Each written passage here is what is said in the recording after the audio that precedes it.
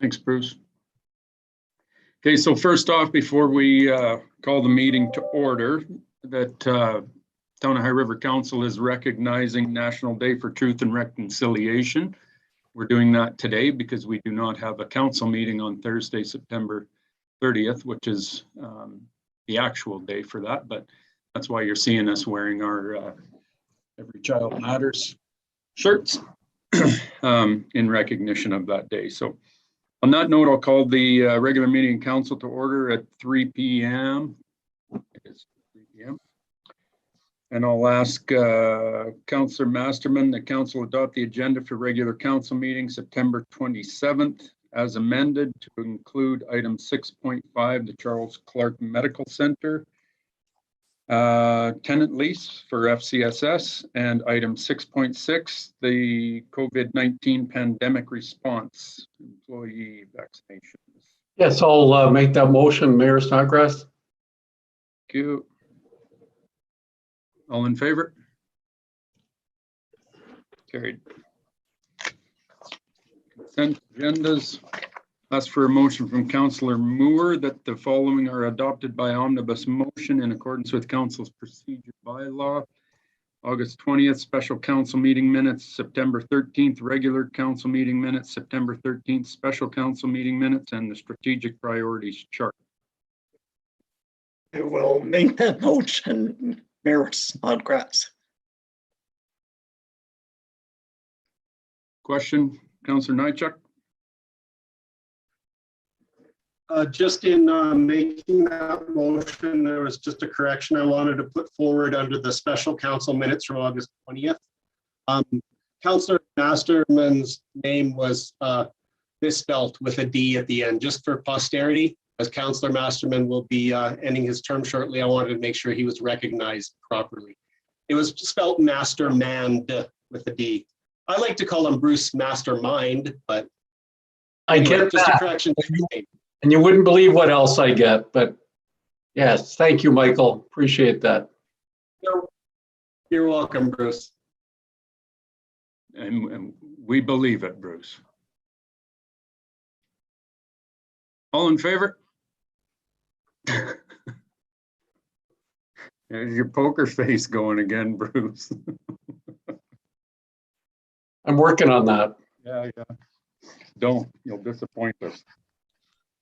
Okay, item number 4, public comments. We have 2 individuals that are in the queue today, and each just for Lisa and as they get in here. 5 minutes, is that right, Jody? Yeah, so I am just admitting the first one. Lisa has just joined, or is just in the getting through the technical difficulty of joining, so she should be able to hear you now. Okay, you there, Lisa? I'm here. Poker face going again, Bruce. We got you. Just so that you know, Lisa, we'll try to keep it as close to 5 minutes for you because we got a massive agenda here today. So. Okay, that's fair. So do I speak now? Yep, you go ahead. Okay. Am I supposed to follow protocol with Lisa spelling my name and everything? Or are we good? We're good. Okay, so I'm sorry. Continue on. We don't get that formal with it. So okay. So what's happening right now with the restrictions exemption program has failed from, or sorry, is becoming a matter of societal divide. A divide that goes against the community values of unity, connection, understanding, and respect of all differences, values that the town of High River so proudly boasts. The restrictions exemption program has failed from the beginning. The REP publicly exposes those who are unable to meet the requirements. The REP publicly makes available to those who are enraged and seeking blame to attack those who cannot meet the public requirements at this time. The REP system showcases to our children that if you comply, you're accepted. If you think critically, question, or stand firm on your belief system, you're shunned, an outcast, and wrong. This does not develop unity nor acceptance, thereby breaking apart our community and tarnishing its inner workings. We are a town that is incredibly diverse, and it should be no surprise that we have a plethora of different points of view in regards to personal health and how we proceed. There's no one right way. Our children are watching us. They're watching how we react, how we carry ourselves, and how we talk to each other. They are watching how we respond to the people whose opinions we don't agree with. And let's face it, the lessons that our children are learning from this very moment are forming the type of future citizen they will be. Either one, that simply complies and goes along with what they are told, or one that knows it's okay to question things, to take time before reacting, and to be respectful no matter how different an opinion may be, thereby building a better future. As parents, we have not only an obligation to keep our children safe, we have an obligation to teach them that singling out people because of perspective we don't understand is wrong. Today, with the REP program in place, we are forced to witness blatant singling out, showcasing of different opinions, and quite simply the highlighting of fear in all its various stages. As a parent, I express to you my deep concern and conflict with the REP program and the well-being of my 7-year-old child. I am conflicted because I do not support the method of enforcement behind this vaccine that is less than 2 years old by way of use in the human population. I am liable for the safety of my 7-year-old child. This includes ensuring she gets the necessary life skill swimming lessons. I am liable to ensure she respects our public facilities and its staff. And the rec center and the staff are liable should I let my 7-year-old wander in there unattended and something happen to her. Who will protect my child if I'm not allowed inside? I implore you to please rethink this REP program and the safety of all the youth in this town. For now, I will refuse to show my pass to enter the building. I will enter the building with my mask on and take my child to swim lessons. I will ensure that she is in the swimming pool area, and I will then leave the building respectfully. Wait in the parking lot, staring at the front doors until it is time to enter again to get my 7-year-old child.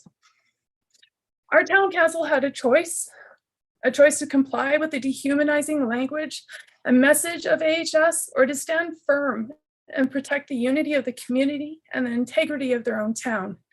It is disheartening to know now which is truly more important. I thank you for your time. I thank you for your efforts. I know this is tough, but that's where I stand. Okay. I appreciate it, Lisa. So, you know, there's nothing about this that's easy, not on parents, not on kids, not on adults, not on council, not on our administration or anybody that works at the rec. With the REP program, whether we chose to implement it or not, we have options that are available from the province that they've given us.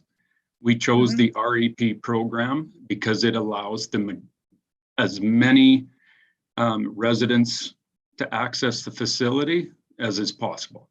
If we do not do the REP program, all adult programming must be canceled. That means adult hockey, pickleball, swimming, your volleyball, all of that gets nicked, right? So, you know, I understand with yourself and your daughter, and it's very difficult. And I've had a number of emails that have come back with the same thing, that I dropped my 4-year-old off for swimming, etc. I'll tell you what, if I was in your position, I couldn't do that. You know, Lindsay and I, there's just no way that we could drop off unsupervised without us being able to access the building. We'd have to find something else to do, right? It's unfortunate. It's temporary. I don't know how long, but we do believe that it's the right thing for our community to move forward and to be able to provide as much access as we possibly can for all age groups and demographics. But it does make it difficult for some. There's no question. So I don't know if there's other counselors that have questions for Lisa, but we are discussing this a little bit later on in the meeting, Lisa. So if you want to stay tuned in, but can't thank you enough for having the the guts to come in front of us and tell us your story. I know you do. You don't shy away from that stuff. So I appreciate it and congratulate Thank you. you. Thanks, Lisa. Thanks. The next one we have Rebecca Mason. Yes, Rebecca Mason is just being admitted now. Just connecting to audio.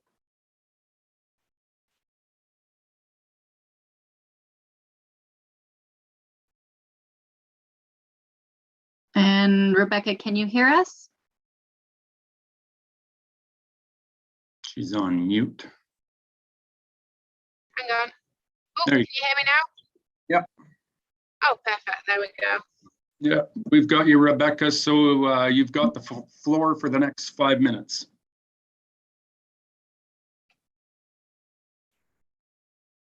You can go ahead when you're ready.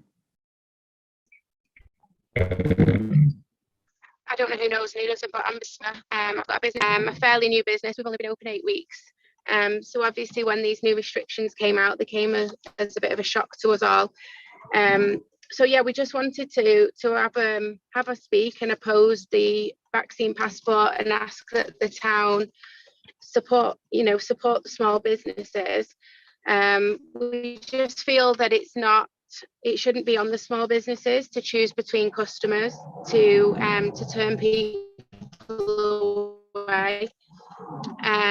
That the leadership has been quite poor from the government, and so we were hoping that maybe the town would consider supporting the small businesses, and obviously not agreeing to a mandate whereby to support the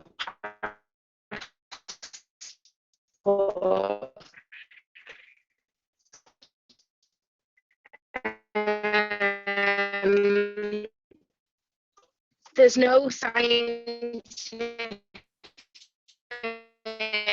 So Rebecca, we can't hear anything. Data Are you there, Rebecca? to say that anything that the by the vaccine passport, etc.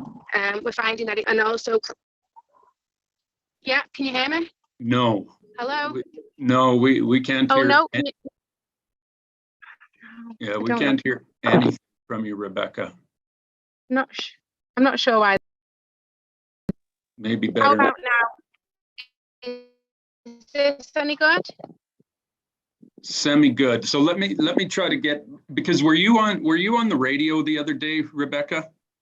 Yes, I was. Okay. Yeah, on BBC. Okay, so I've kind of got, I'm going to just ask you a question because your audio is breaking up a lot. So I think I know what you're going after, and which is, are you looking for the town of High River to do a similar bylaw that the city of Calgary did, where everybody's kind of mandated to do the REP program? Is that right? Or no, I was hoping to appeal to the town of High River that they would do the opposite really and show a bit more support to the small businesses.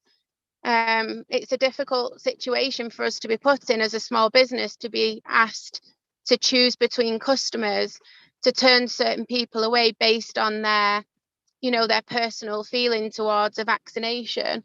We feel as though, after speaking to members of the public, both vaccinated and unvaccinated, especially after the interview on the radio, that this is now not about the vaccination. It's not about who wants it and who agrees with it and who doesn't.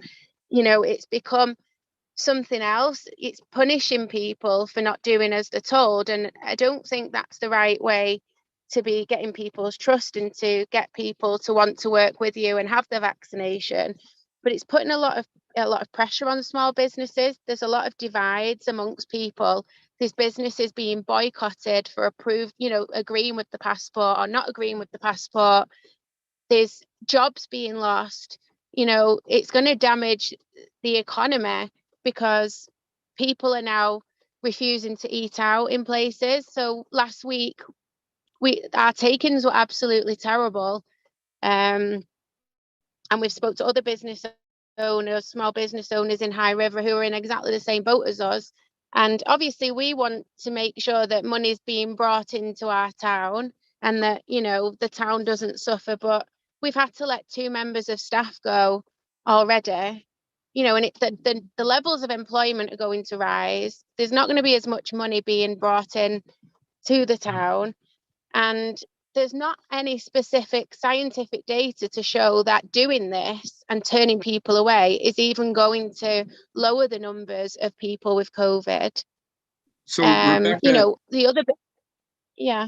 So Rebecca, the only thing that we can do as a municipality is take the options that the province has given us and implement them on the town facilities. We do have the option to do something like what Calgary did, which is put a bylaw in place and everybody's mandated to do the REP, but you can't go the other way.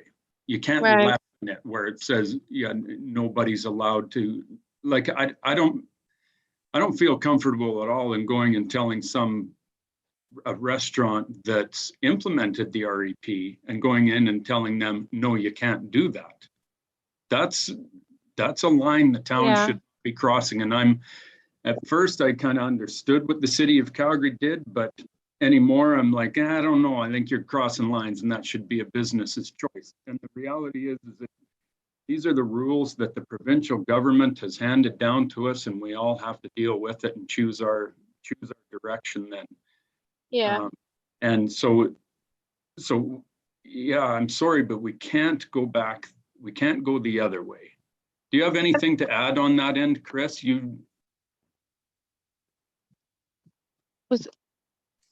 Sorry, who did you say? Did you say to me then? No, just Chris, our CAO, because Chris is embedded in this deeply. The rules. So thank you, Mayor Snodgrass, and thank you, Ms. Mason. At the end of the day, the rules from the province are pretty steadfast, and those set the minimum standard what we can do, and our businesses can make the choice of going above and beyond those standards and making requirements stricter if they so chose.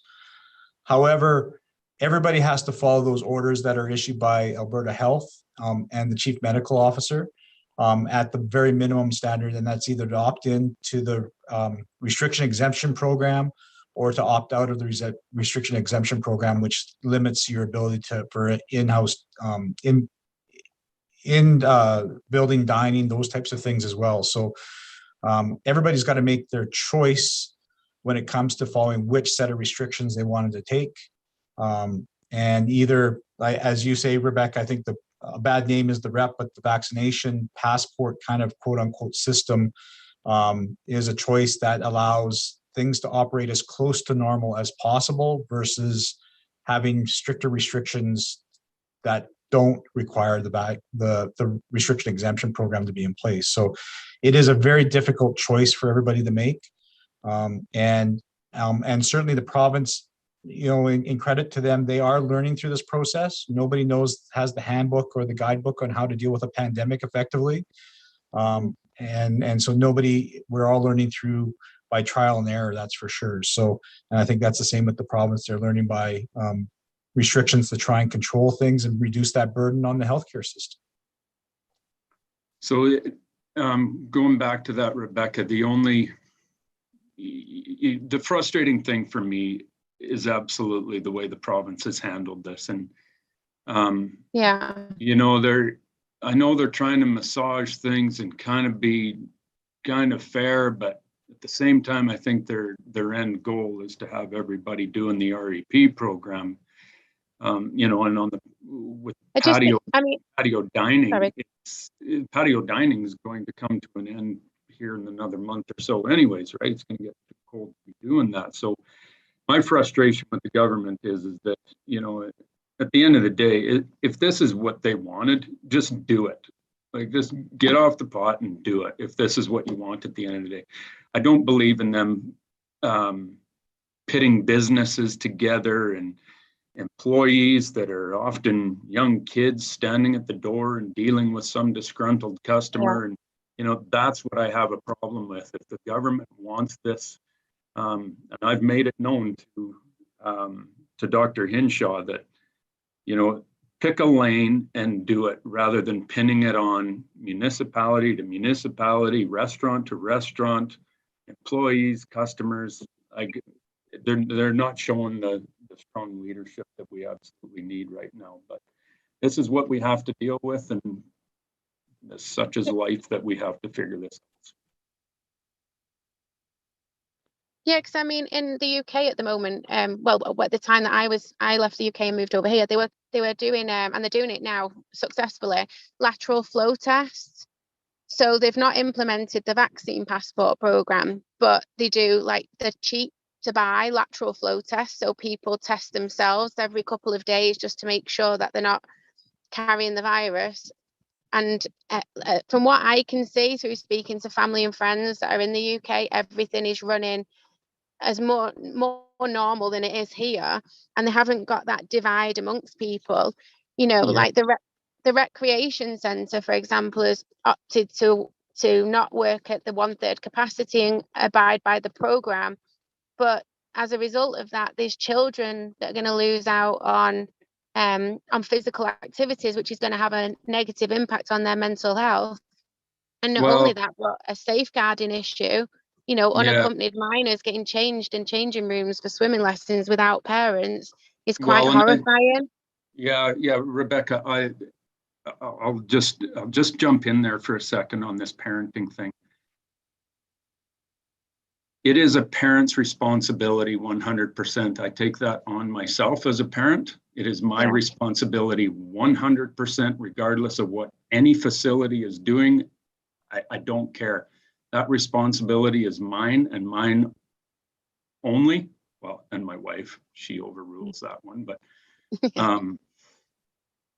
that there is no way that I would currently drop my 6-year-old or 1-year-old off at the rec center for any program without either myself or Lindsay being able to access the building.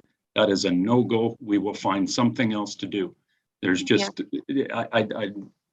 that's a parent's responsibility, and I know it doesn't sit well with a lot, but I wish things were different. I wish things were like the UK, but they are absolutely not in Alberta right now.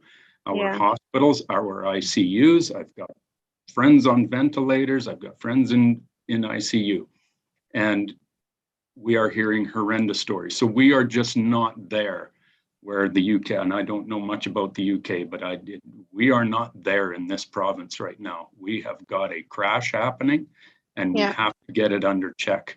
First and foremost, end stop. That is priority number one with all of this.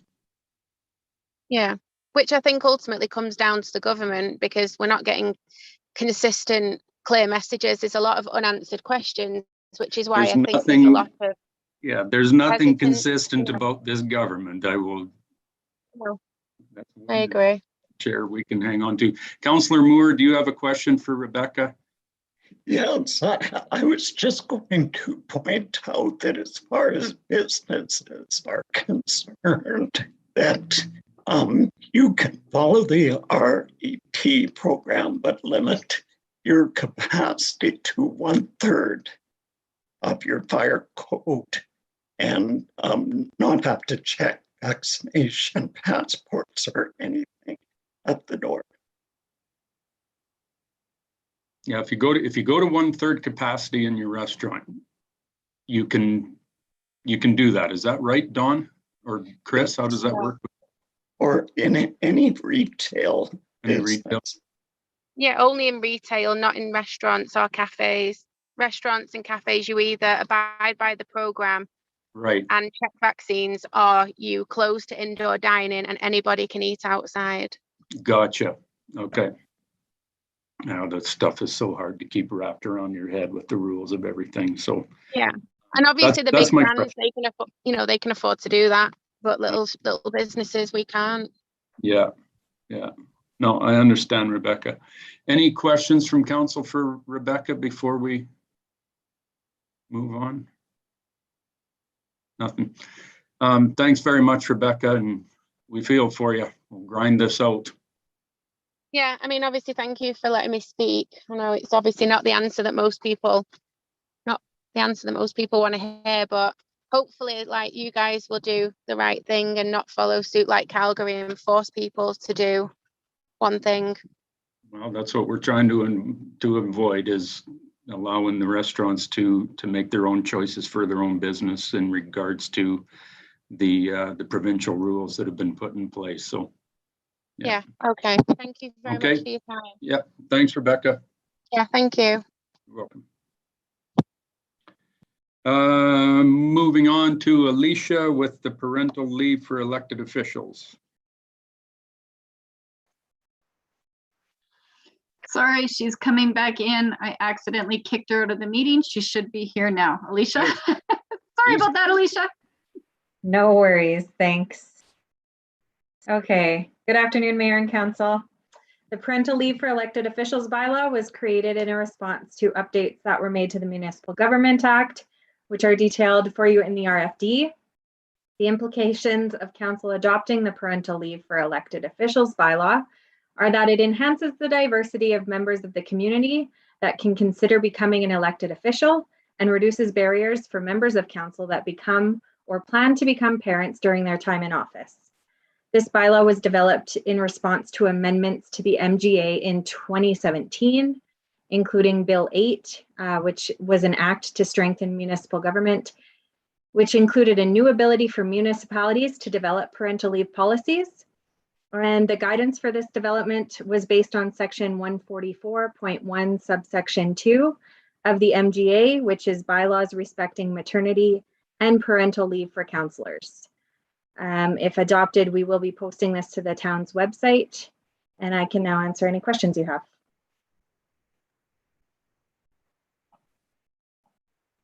Right, it's a conspiracy that my daughter's 1 year and 3 months old, and now this comes to play. Uh-huh.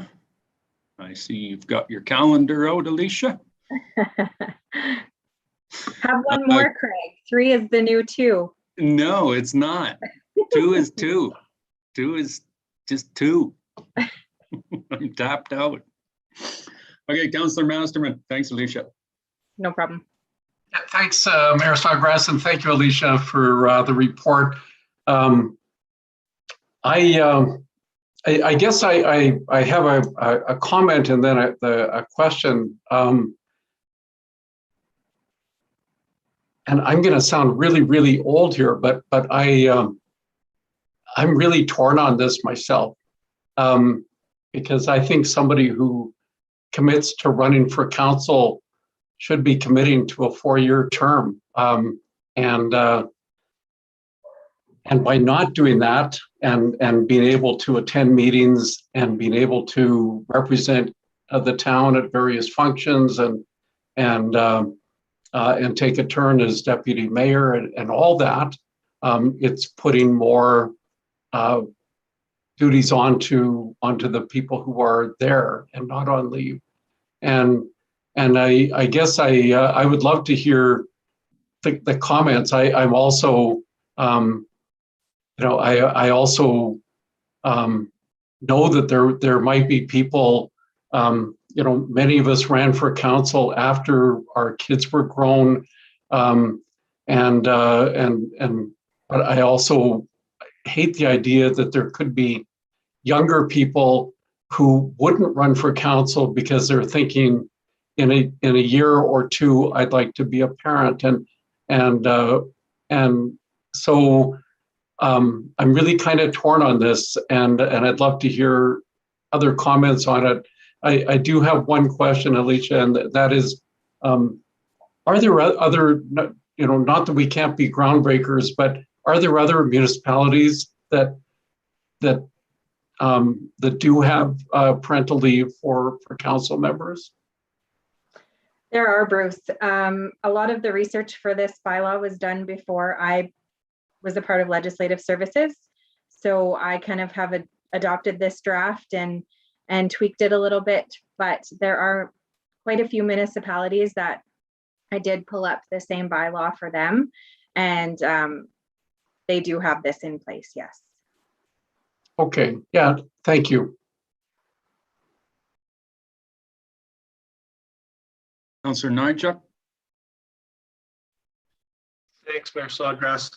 And thanks, Alicia, for the presentation. Appreciate it. Just a quick question on the financial side. I didn't have a chance to dig into the MGA, but those reduction percentages that are there, are those within the MGA, or are we following other municipalities that have implemented this already and just kind of gone status quo? So those are in the MGA, as well as Sonia has clarified those with the employee standards as well. So everything is sort of in check with all of those. Okay, thank you very much. Appreciate it. No problem. Councillor McMillan. Thank you, Mayor Snodgrass, and thank you very much, Alicia, for your presentation. I have a question, though. I'm just trying to get my head around the compensation. So it's 40% if they attend local events and regular. Yeah, this is where I'm struggling. Does it mean they get 40% less if that's all they're doing? Or, for example, if they did all of A, B, C, and D, are they still getting their 100% wage? Like, that's where I'm just confused. Yeah, so I can ask Jody to step in here too, but I do believe that all of those things make up. But I think that if this were something that council wanted to go by, if they were choosing to have a child and take the leave, I think that they would probably have to make a decision on what aspects they would be looking at doing during that time, and then it would be decided that way. I'm not sure if Jody can give any extra insight on that one. Yep, Alicia is correct. So if an elected member of council were to take a parental leave, they would include in their request what obligations and tasks and responsibilities they are going to keep on their plate and which other ones they may be looking for another member of council to pick up. And then based on that, when it says 40% if the mayor or councillor attends local events and regularly responds to resident inquiries or requests via telephone or email. So yes, it would be 40% of their full salary. If they were to do that 28A and 28B, which B is prepares for and attends either in person or using telecommunication methods, all council and committee of the whole meetings. Then if they were doing A and B, they're getting 70%. Let's say they were only going to do B, then they would get 30%, but those percentages altogether add up to 100%. So they can, they have that option to choose which combination or which ones of A through D there they are willing to continue on with while they are on leave. So Jody, just thinking about that, and thanks for the clarification, but it's just curious about how item A, is it because they are, where I guess I'm struggling is like item B and item C, when we think about all of the boards and committees that we're on and the time it takes, I actually think, just my perspective, that you know, it's quicker to respond to resident inquiries or requests than it is when you commit to going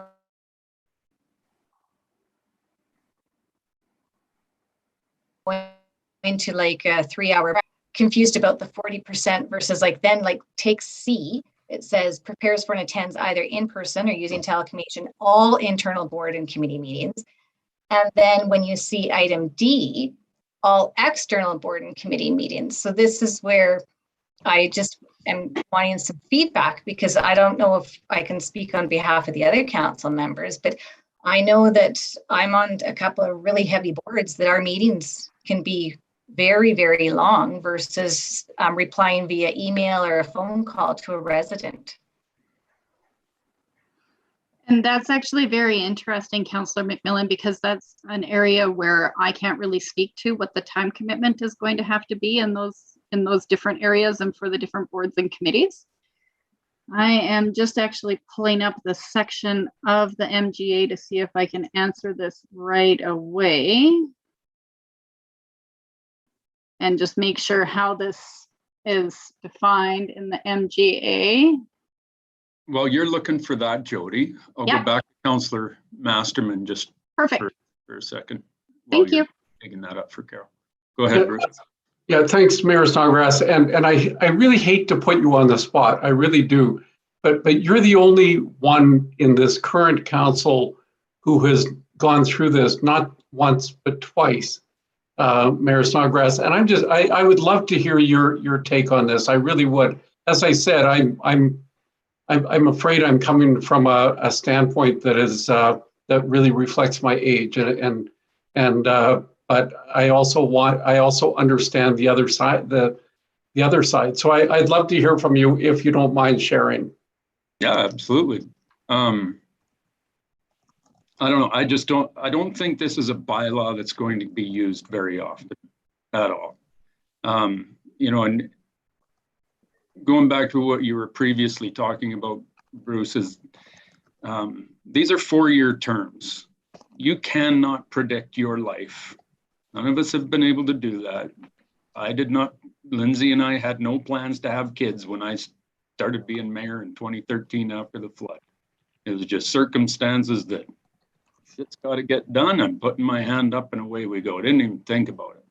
And you know, a year and a half later, whatever it was, we had Oren. 6 years later, we had El. So yeah, 2 kids during this. I do not think that it's, you know, is somebody going to leave for a full year, gonzo, see you later, sayonara? I really just don't see that happening because maybe it's just my circumstance that we've got flexibility and yeah, I just don't see it as being a real big deal. And as far as kind of what the different options there, Carol, I think when I looked at this, I thought, well, I don't know there and there, but I think it's just one of those bylaws that you get in place and let reality kind of influence it when it gets to that point as to really where the minute details get to. And the council of that day can massage this, but I think it's just one of those things that I don't care how you write this thing, you're not going to get it perfect out of the chute. There's just no way. But you do bring up some good questions, Carol. But honestly, Bruce, I just don't, you know, I guess it's your family circumstances and everything else that dictate that. But, you know, for us, it's just been a 6.5-year gong show. That's all. It's not just parenting, right? So it's not easy, but yeah, but if you're planning on having a kid before you get elected, you might want to think about that one a little bit because it gets to be a lot. But yeah, kind of. I don't know. I don't know if I answered the question at all. But I'm very much at the point in my life where it's shit happens and you got to deal with it as it comes to you, and you got to be flexible and you got to just roll with it, as we're seeing with COVID or parenting or anything. And that's just the way I lead my life. So No, thank you. I appreciate that a lot. Jody, you got an answer for Carol? Yes, so the MGA just provides direction that a municipality can develop a bylaw. It does not prescribe what those percentages are laid out to be. So that would have been a compilation based on the research we did with other municipalities. So if those percentages are not reflective of how time commitments actually fall out, we can definitely change those percentages. We can take away council's recommendation and bring this back. It can be whatever council decides. Well, I'd like to hear from fellow council, because I do think that the clause A is less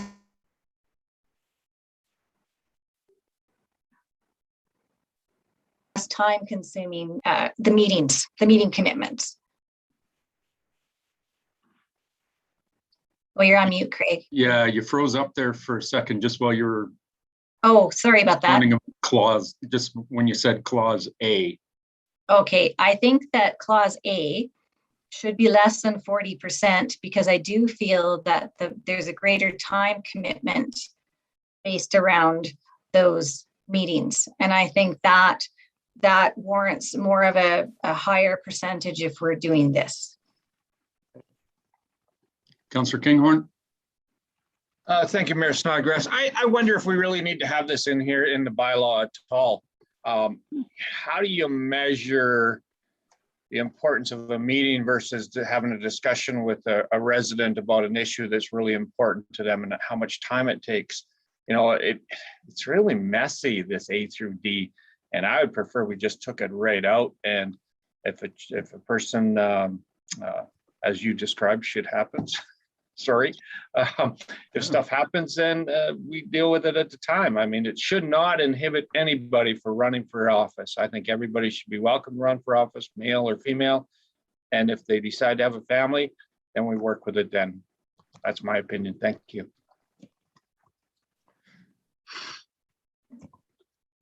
Do we need the whole bylaw at all? Carol, your hand's up. Yes, please. Thank you. I think the bylaw is important. I think perhaps the percentages could be to be determined because I kind of like that it's broken down, that people have a commitment to, if they're going on leave, but they're committing to still doing their service for community in some aspect. And I think that would be important to have on record because if I was, obviously I'm not getting pregnant, but if I was, and if I committed to A, then if I'm not showing up at local events, I'm not doing my responsibilities that I've committed myself to. So I kind of like the clauses. I just am not happy with specifically the percentages that it could be maybe to be determined upon parental leave. Well, and I guess that's the thing that the issue that I have with that, Carol, is that you cannot predict that. You cannot predict what that time frame looks like in High River. You don't know if you're going to end up with a flood halfway through your term, right? And your meetings go off the charts. You have no idea whether you're going to be like us dealing with COVID discussions and your meetings go off the charts, right? Nobody can ever predict this stuff at all. So, you know, to be determined or remove those clauses, I'll go to Kathy and then I'm coming back to you, Jody, for maybe some, or Alicia, I'll come back to you for your guys' perspective on where you see this, to kind of leave it a little more open for discussion at the time of day. Kathy? Yeah, thanks, Mayor Snodgrass. I think by having it on the books makes people thinking about running know that this is something that's okay, that if, as we've talked, stuff happens, or maybe even if it is planned at the end of a term or whatever, we can throw out scenarios, that at least it shows that the town of High River is open to having people that are thinking about their family and changes to their family. We welcome that. I kind of agree with Carol that I'm not convinced the heaviest should be in that, but I also think there needs to be some guidelines. And I think that there does need to be that option as fluid as it might be, but yes, I'm going to commit to meetings or I'm going to commit to this. And I know what my expected salary will be or remuneration would be. Whether that can be, I don't know if we want to put someone in the pit of that moment. You know, I guess if it's a female, you've got 9 months. If it's a dad, I guess you have 9 months too, but they may not know what that looks like. And you may not know what that looks like until that baby is born. So I think there also needs to be some flexibility. So I'm not sure there's an easy answer, but I do think it's an important bylaw to have in place. I circled around pretty poorly there, but Yep. Sorry. Bang on. Thank you. Councillor Nychuk? Thanks, Mr. Mayor. I guess I'm trying to draw a parallel to something in terms of compensation or how we handle an absence of a counselor. In terms of if somebody had a medical condition, whatever that might be, physical, mental, something that takes them away from the ability to perform all the duties of their job. Do we have a baseline somewhere in our history that we've dealt with something like that? Because that can give us some guidance on how we would deal with this. I'm in favor of putting this in there and putting it out there. I like Councillor McMillan's comments on these percentages. They're to me, they're arbitrary. And I think it needs to be reviewed on a case-by-case basis. And maybe that's an HR and a council decision when that time comes up. You know, it's the council at hand at that time, and administration and HR that would determine the level of compensation. But I don't think I'm in favor of putting percentages for these criteria that are here anyway. Thanks. Councillor Kinghorn. Thank you, Mayor. And to add to my comment, right now, we, even as councillors, do different duties. We have different boards we sit on. We have different time commitments for various things. Mayor Snodgrass is on CMRB. That's a tremendous commitment. So it's not consistent across council on how much time we put in. We cover for each other when we need to. We fill in, we do these sorts of things. So I would be really opposed to A through D being included in this. Thank you.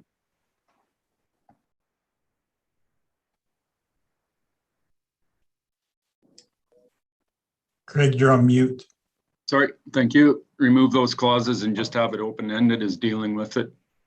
Council's decision at the time, depending on the circumstance. We do something like that, Alicia? Yep, I think that's fair. What about you, Carol? Does that kind of fit where, I know it's a little more aggressive than what you were doing, but I think it allows a little more flexibility with the council of the day dealing with the current day at that time. Yeah, that makes sense, because I think it should be kind of open on a case-to-case basis, and also just to ensure that, as we know, being elected officials, we take our roles seriously, that people aren't going to take advantage of this. I just thought it's good for legislative services to also just have an idea about, you know, what people are willing to do. So. Okay, so Jody, help me out with this motion that we're giving first reading to this bylaw as amended to remove. I can't access the full agenda on this computer right now. I've got two computers going trying to get it brought up, so I've got the actual clause numbers. So we would be editing 28 A through D.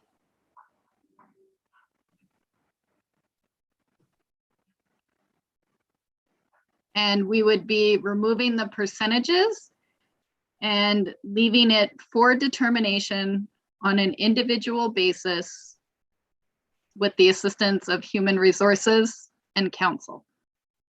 Okay. That's what I heard. I think you nailed it.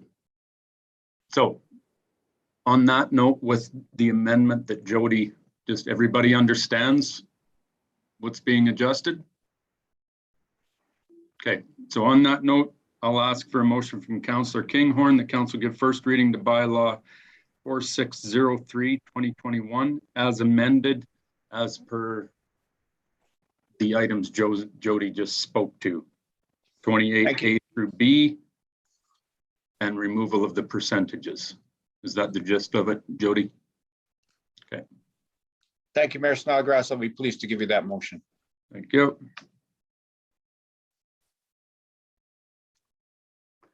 All in favor for first reading? Carried. Ask for a motion the council give second reading to the amended bylaw 4603/2021 from Councillor Nychuk. I'll give you that motion, Mr. Mayor. Thank you. All in favor? Carried. Ask for a motion from Councillor Cooey that all council present give unanimous consent to proceed with third and final reading of amended bylaw 4603/2021. I'll give you that motion, Mayor Snodgrass. All in favor? Carried. I'll ask for a motion from Councillor Masterman that council give third and final reading to amended bylaw 4603/2021. I'll make that motion, Mayor Snodgrass. Thank you. All in favor? Carried. Excellent discussion. Excellent solution.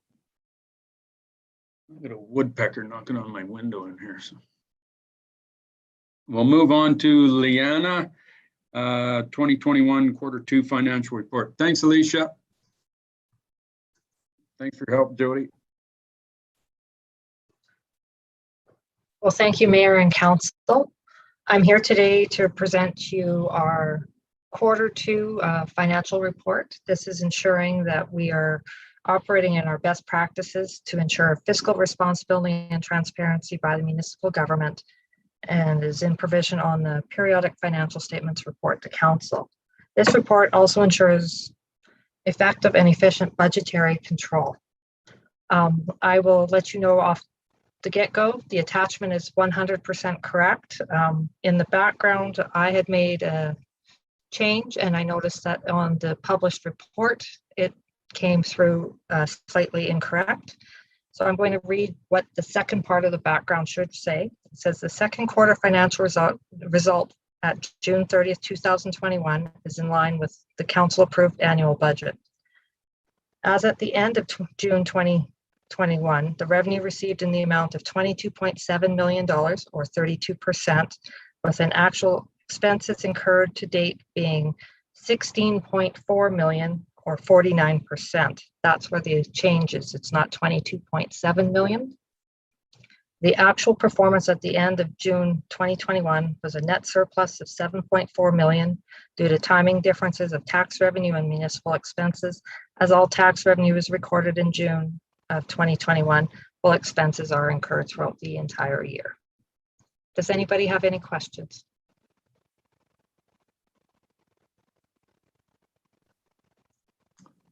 Thanks, Leanna. Councillor McMillan. Thank you very much, Mayor Snodgrass, and thank you very much, Leanna, for your presentation.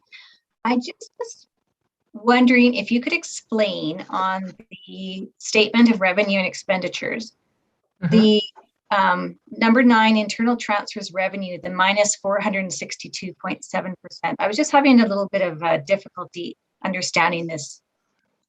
This is a line which is correlated also with number 12 in the expense. And right now what we do is we record a revenue for all of our vehicle and equipment that is used, and then we show it as an expense below. So they cancel each other out. Going forward, I could manually go in and adjust the report, but at this time I did not. I appreciate that. Thank you for the clarification, Leanna. Councillor Nychuk. Thank you, Mr. Mayor. Thanks for the presentation, Leanna. Just a quick question, and I know it's only $30,000 on the line item, but going to number 8, other expenses that were over from budget. It's only $30,000, but what falls into other expenses, please? I'm sure you've told me before, but other expenses. I'm just glad I have. So in other expenses, we have courier and freight, postage, subscriptions, permits and licenses, allowance for bad debt, bank service charges, active net fees, which are another type of bank service charges, loss on disposal of assets, and overages and overages and shortages of cash. So that is the total that comes into other expenses. okay. Thank you. You're welcome.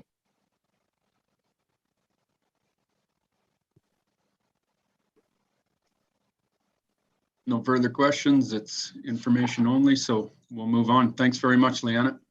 Thank you. Appreciate it. Jody, Internal Director, Emergency Management. Yes, thank you. So the Director of Emergency Management ensures staff are trained and prepared to respond in the event of an emergency and acts as the main contact and coordinator in the event of an emergency. We have recently had some staffing changes, and therefore the Director of Emergency Management appointment is currently vacant. we would like to appoint Cody Zebedee. He is currently the Deputy Director of Emergency Management, and move him into the Director of Emergency Management role. Riley McCarricker is currently a deputy as well. He would remain as a deputy. However, Cody would be primary and then Riley secondary. A bit of a housekeeping item. If there are any questions at all, I am open to answer them for council.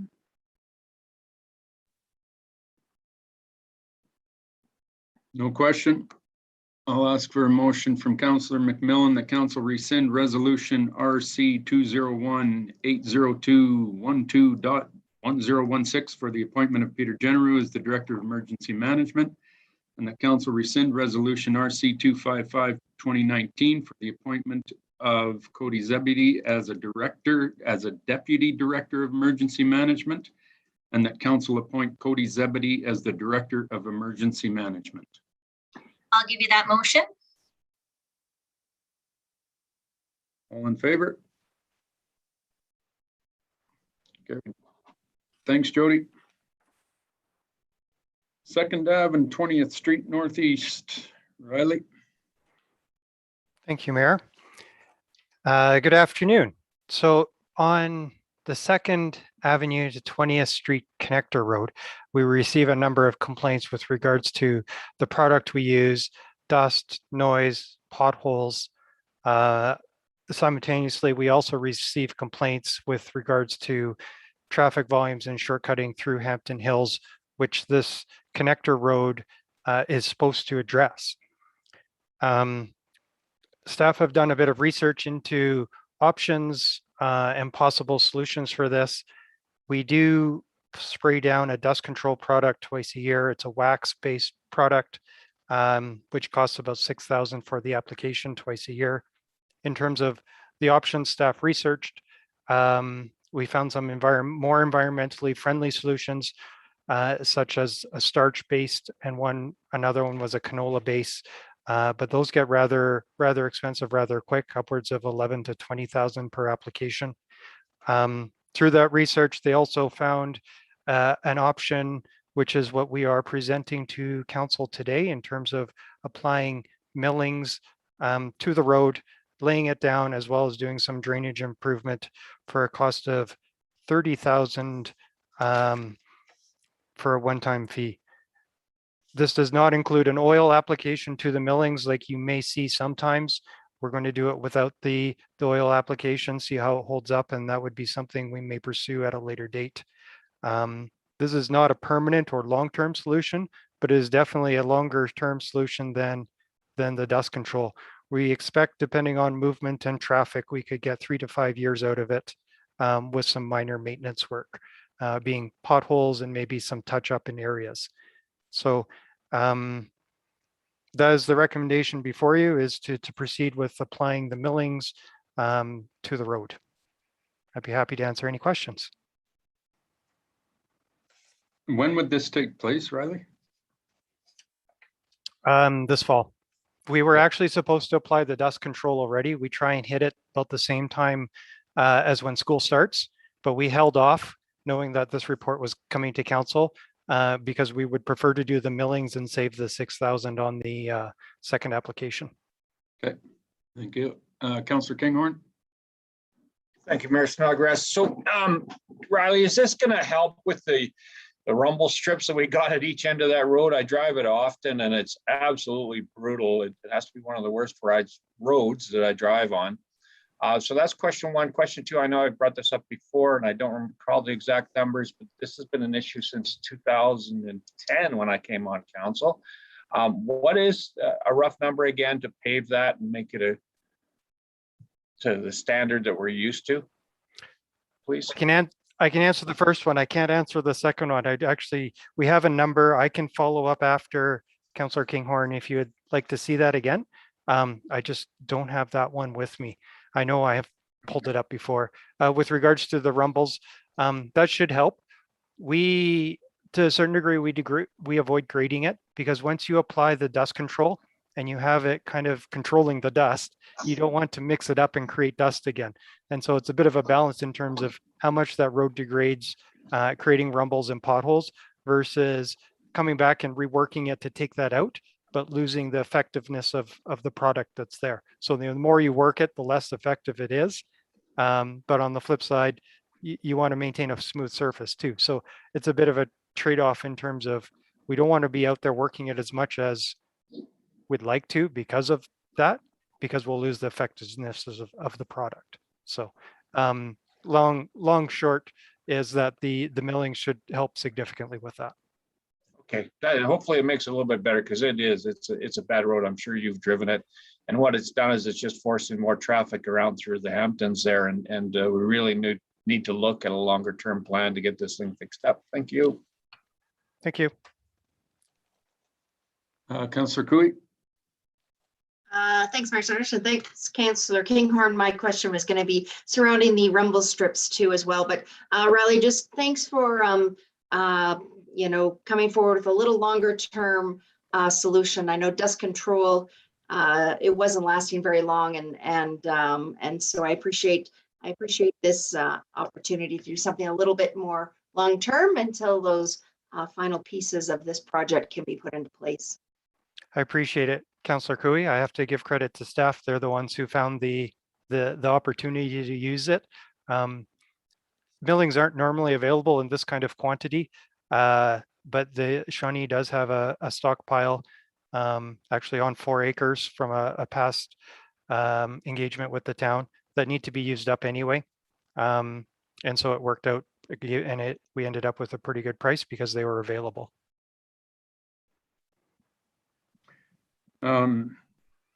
Thanks, Riley. I'll be right blunt with you. I'm sick and tired of this road. I'm sick and tired of talking about it. And like Jamie says, it's been talked about since 2010. This is just one of those things that council has to get at. And yes, the last 2 terms are dealing with a lot of higher priority items and everything.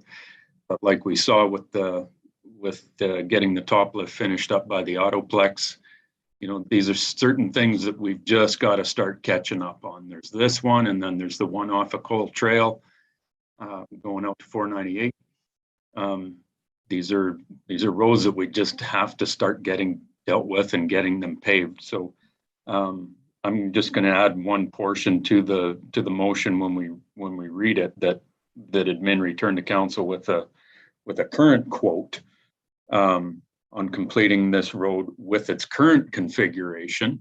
I know there's things we were going to reroute the road based on something deal with the Hamptons developer, et cetera. But we just need to get a new number and something that council can chew on to get this thing done, because there will be rumble strips. There's just, you do a loose surface, period, you're going to get rumble strips. That's all there is to it. And take your teeth right out lots of times. So need a mouth guard, Jamie. Councillor McMillan. Thank you, Mayor Snodgrass, and thank you very much, Riley, for your presentation. What exactly do the millings look like? And what's the recycled, like when they say recycled millings, is it a certain product that's in this, or just meaning that these have been used before? So recycled millings is this recycled asphalt. So you take the asphalt is from previous projects in the town. So as we peel up the asphalt, it comes up in chunks, and they feed it through a grinding machine, and it comes out as millings. So it's a loose product. You can lay it down, roll it, and then as it will compact and slowly bond, especially in warmer summer days. And then if you want to accelerate it, or you're worried about traffic, that's when you apply oil, and it becomes a lot like an oiled road in a county. Okay, thanks. I greatly appreciate you explaining that to me. No problem. And therein lies the problem. It becomes like an oiled road in the county. They don't hold up very long, right? And especially with our roads having higher traffic, it'll just last less time. Okay, No further questions. Ask for a motion from Councillor Moore that council direct administration to apply recycled millings to the 2 Ave Southeast and 20th Street Northeast Connector Road and upgrade the drainage not to exceed 30,000, and that proposed improvements be funded from the existing 2021 operational budget, and that council direct administration toward the work of supplying and applying the millings to Shawnee Excavating in the amount of 18,900, not including GST or contingency.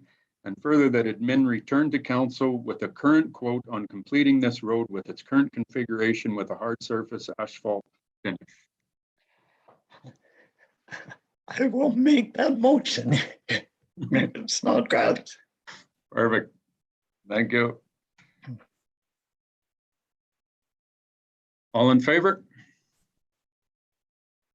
Motion carries. Thanks, Riley. Thank you. Continue on, wastewater treatment. New page here.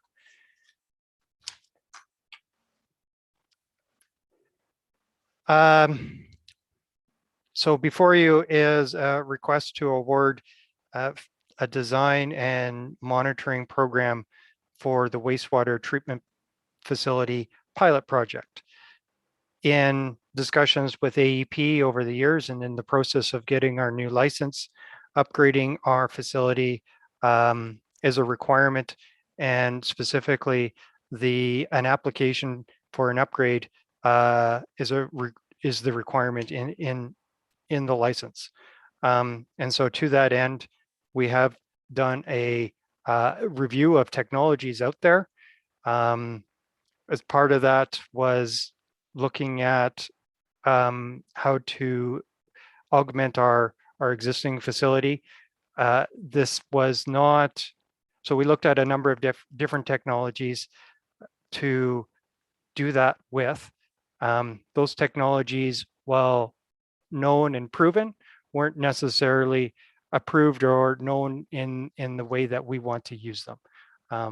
And so through that and through the discussion around, well, the town was serious about pursuing this because they were a lot more cost effective than full mechanical. And that's where the idea of a pilot came from, and where environment suggested that that would be the best way forward.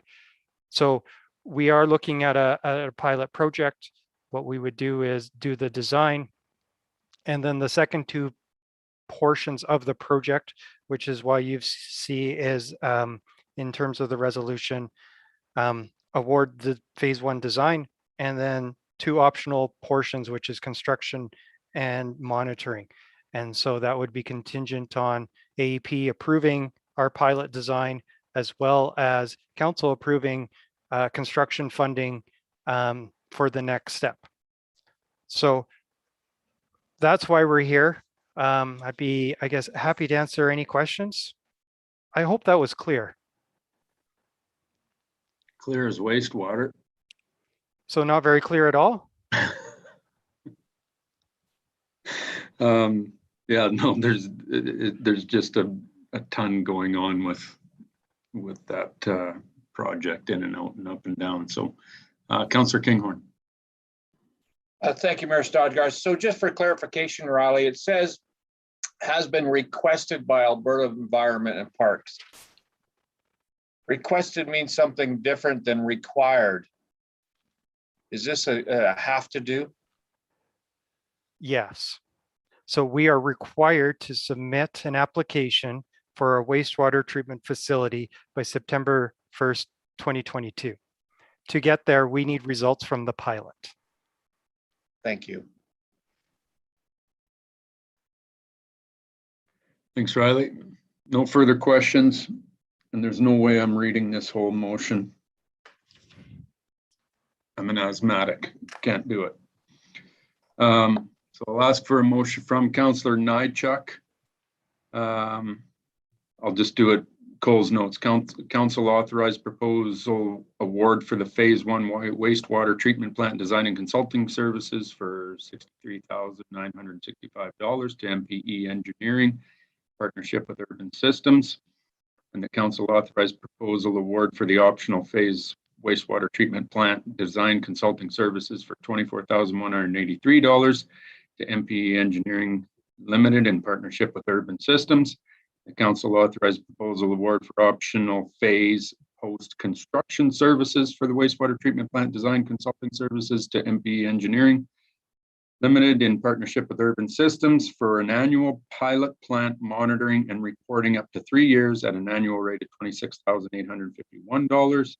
And the council authorized the mayor and CAO to execute the contract with MPE Engineering Limited in partnership with Urban Systems Limited. Well done, Mr. Mayor. I will give you that motion. I tried to do a Cole's notes. It did not turn out very well at all. All in favor? Carried. Thanks, Riley. CCMC tenant lease. Jody? Yes, so good afternoon once again, Mr. Mayor and Council. The purpose of this presentation is to update you on the negotiations with the CC Medical Center Limited for the tenant lease for the FCSS office space. So the current lease is terminating December 20th, 2021. And at an earlier meeting this year, Council directed administration to begin negotiations with the CC Medical Center Limited group. And we have come to an agreement on a lease based on $18 per square foot. This would be for a 1-year lease, and there would be an option for termination that only the CC Medical Center Limited could option, and it would be based on 60 days written notice. This would reduce the lease rate by at least $9,166.72 for the full year term. However, with that option to terminate earlier, if the CC Medical Center Limited decides to do so, could save us additional costs in related to this lease. With that, administration recommends that council approve the lease terms for FCSS as mentioned, and I'm happy to answer any questions on this. Thanks, Jody. Councillor Nychuk. Thanks, Mr. Mayor. Jody, thank you for the presentation. Just to be 100% clear on the cost there, there's the $18 per square foot plus some operational, right? Yes, there absolutely is $7 operational costs. Those will not be changing. The lease rate will be reducing from $26 per square foot to $18, which is about a 30% reduction. Awesome. Thank you for that. Councillor Cooey. Thanks, Mayor Snodgrass. And just for those that are listening, Jody, should the Charles Clark Medical Center take the right to be able to utilize that facility for something else and ask us to leave? We have a plan in place that will allow us to relocate those facilities, or will by the time December comes around, if we need to. So my understanding, which Chris may be able to comment on further, is that this is a 2022 capital budget new initiative item. Chris, I'm not sure if you have anything to add to that, or. No, thank you, Jody. That's the intent. The intent is to relocate FCSS into the cultural center and maximize the use of that space with some minor renovations that take place to accommodate those office spaces and the counseling spaces. So that would just move up if we all of a sudden got the notice that we needed to be out in 60 days. Yeah, we would do our best to accommodate the short notice of 60 days, but we would like to be in there sooner than later, actually. Okay, thank you, Chris.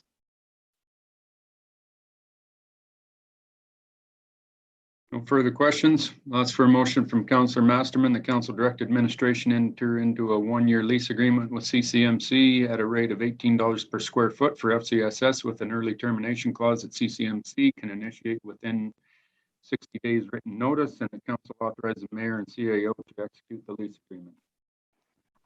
Yes, I'd be happy to make that motion. Thank you. All in favor? Great. Thanks, Jody. On to COVID-19 pandemic response employee vaccinations.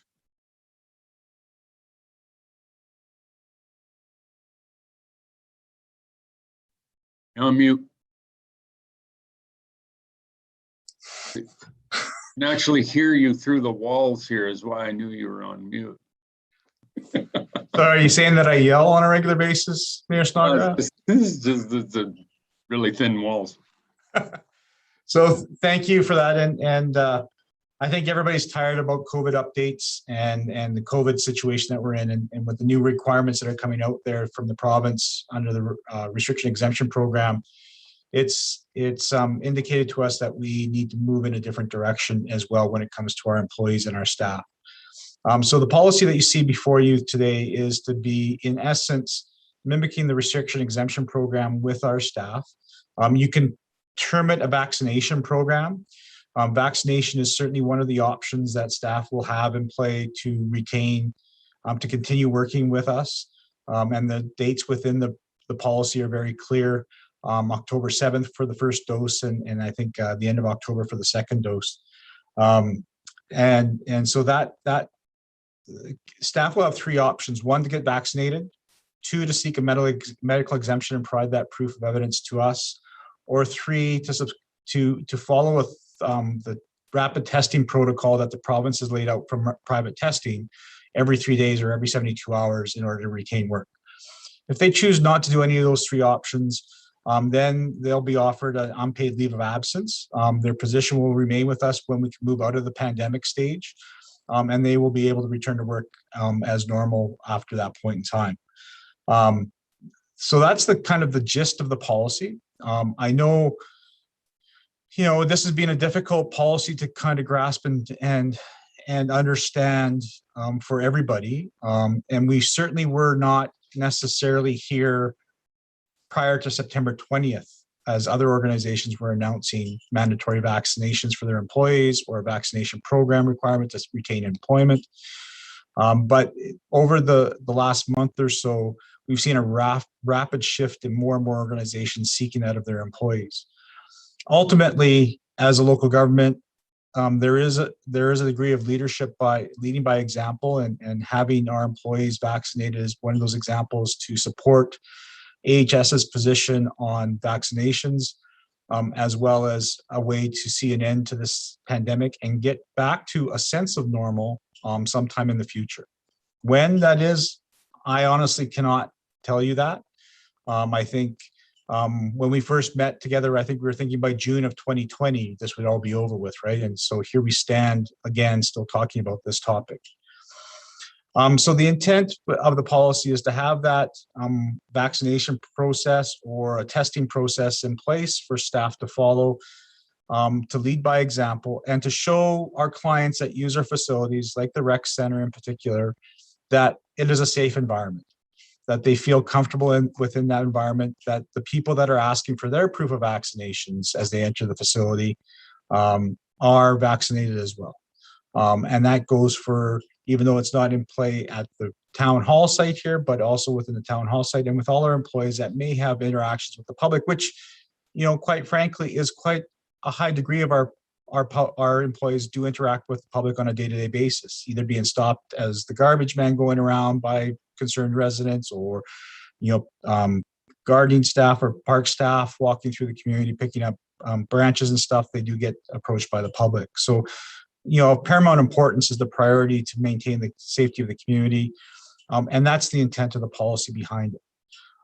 We know that there philosophically is different approaches or different feelings about vaccinations, and people have thrown out the word mandatory vaccination program. And I want to say that, yes, we want to see all our employees vaccinated, but we are providing them with options. Unlike other communities that said mandatory vaccinations or lose your job, we're giving the same options within the REP program that the province has laid out. And we're giving them a choice to get vaccinated, a choice to come forward with a valid proof of medical exemption, or a choice to get tested on a regular basis. We feel that that's the prudent thing to do to maintain the safety of the community and to ensure that we do our part in reducing the burden on the healthcare system, as well as maintain the safety of our residents. And so that's the rationale for the recommendation. I'm not going to go into details of a clause by clause reading of the policy. I think everybody around the table has the opportunity to read it. I think, this is certainly a conversation about philosophical differences and ways to tackle this pandemic. And there is no guidebook for this. There is no conclusive way that is the right way to do things, but we do feel that this is the right way to do for our community. When you take a look at our vaccination rate, it's sitting at about 75%, 76% now. Since this passport, and you're going to use the quote unquote passport system. I don't like that term, but I don't like the rep term either. Since the system has been implemented, we have seen a jump from just below 70% to the 75.3% for our community. And I think that's a message that people were just not deeming it important within their life space to do that at this point in time. And some people have a different perspective, and we have to respect that perspective. However, we are also governed by provincial regulations when it comes to certain things. And so this is that policy that will frame that and give our employees a choice. We feel anecdotally that we have a good proportion of our employees already vaccinated fully. We don't know that number because we can't ask. And we're not going to be keeping records of who submits their verification. It's just going to be a checkbox that they have submitted their verification or their test results. And so we're trying to keep confidentiality at the utmost priority for our staff as well as part of this process. But we do want people to understand when they come into one of our facilities that, and we get this question right now through the REP program, asking if our staff are fully vaccinated or not. And we want to be able to ask decisively that, yes, they are. And so that's the rationale for the policy that you see before you. And, we welcome any questions. We will answer technical questions pertaining to the policy. Philosophical questions, we'll leave that for debate amongst members of council. Thank you. Thanks, Chris. This also includes temporary employees that are going to be working the election. That's correct. Anybody that's within an definition of the employee, excluding council. Okay. Yeah. MGA stuff. Yes. Jody, do we have any concerns, Jody? You look at our numbers, and I'm sure most of the people that are going to be working this election are probably in the higher age demographics, what I've seen in the past anyway. So pretty sure that most of them are going to be vaccinated, but do we have any concerns with this in running the election if there are people that back out of doing these temporary positions because of this policy? Yes, so we have hired quite a few staff, more than is necessary to run an election, partly because we are looking at additional advanced polls as well as additional sanitizing measures for COVID. We actually have sanitizing crews that will be on site during the election. Having said that, we have now received concerns from 4 of our election workers asking about this program being implemented and if it will include election workers. We have been advising that yes, it is organization-wide, even though our election workers are hired on a short-term basis, specifically for the election, it does include our election workers. Even if, I hope that we don't, but if we do lose those 4 or even a couple more election workers, we will still be able to proceed with the election with enough staff and ensuring that everyone's health and safety is of top priority. Okay. Yeah, and it has to be all employees, or we're either in or we're out on this one. It's just providing more gray areas is not responsible thing to do. It's if you are an employee of the town of High River, this policy applies to you. And the timing of it with this election and everything sucks, but it's just, this is one of the things that the government is failing to do, and that is make hard, clearly defined rules on this. So appreciate it, Chris. Go to Councillor Kinghorn. Thank you, Mayor Snodgrass. Chris, can you elaborate?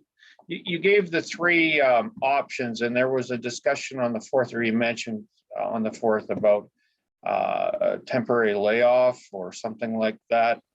What does that all encompass? Like, we're going to save the position for the employee until COVID is wrapped up, or what is that? What do you mean by that, please? Thank you, Councillor Kinghorn, through the mayor to you. Basically, that would be an unpaid leave of absence. And with that leave of absence, it would be, in essence, indefinite within our our employment association, to allow the employees to return when either they get vaccinated, decide to follow the testing protocol, or that the pandemic is over and COVID-19 is no longer a threat to the community. And I think for that, their position will be saved until they relinquish that or abandon the position and did not return back to work.